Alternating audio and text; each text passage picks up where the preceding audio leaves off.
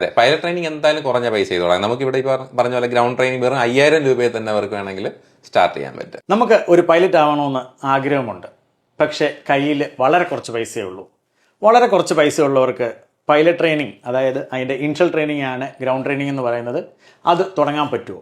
അതറിയാൻ വേണ്ടിയിട്ട് നമുക്ക് ക്യാപ്റ്റൻ ആകാംക്ഷനോട് ചോദിക്കാം. ഹായ് ക്യാപ്റ്റൻ, നമ്മുടെ കയ്യിൽ വളരെ കുറച്ച് പൈസയേ ഉള്ളൂ, എനിക്ക് ഗ്രൗണ്ട് ട്രെയിനിങ് സ്റ്റാർട്ട് ചെയ്യാൻ പറ്റുമോ അത് വെച്ച്?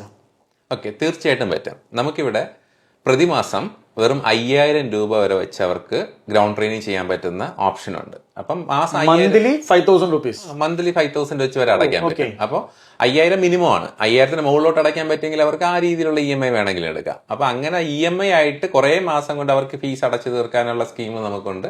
അപ്പൊ അതൊരു പൈസ ഇല്ലാത്തൊരാൾക്കാണെങ്കിലും നമുക്ക് ചെയ്യാൻ പറ്റുന്ന ഒരു കോഴ്സാണ് ഗ്രൗണ്ട് ട്രെയിനിങ് ഇവിടെ. ഓക്കെ, അപ്പോൾ CPL ആണെങ്കിലോ ഇതിൻ്റെ അകത്ത് ഈ 5000 CPL ചെയ്യാൻ പറ്റുമോ?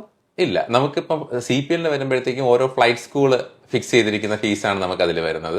അപ്പൊ അവര് ഒരു 40 അവർ വെച്ചുള്ള EMIs ആയിരിക്കും അവർ പറയുക, ഇൻസ്റ്റാൾമെന്റ്സ് ആയിരിക്കും പറയുക. അപ്പൊ ആ രീതിയിൽ അവിടെ അടയ്ക്കേണ്ടി വരും. അതിപ്പോ ലോൺ ആണെങ്കിൽ ലോൺ നമുക്ക് വേണമെങ്കിൽ ആ രീതിയിൽ പഠിച്ചിറങ്ങി അടച്ചാൽ മതിയല്ലോ, അതേ ചെയ്യാൻ പറ്റത്തുള്ളൂ. അപ്പം കുറഞ്ഞ പൈസയ്ക്കും ഒരാൾക്ക് ഫ്ലൈറ്റ് ട്രെയിനിങ് തുടങ്ങാം എന്നാണ് പറയുന്നത്. അതെ അതെ, പൈലറ്റ് ട്രെയിനിങ് എന്തായാലും കുറഞ്ഞ പൈസ ചെയ്തോളാം. നമുക്കിവിടെ ഇപ്പോൾ പറഞ്ഞ പോലെ ഗ്രൗണ്ട് ട്രെയിനിങ് വെറും 5000 രൂപയിൽ തന്നെ അവർക്ക് വേണമെങ്കിൽ സ്റ്റാർട്ട് ചെയ്യാൻ പറ്റും.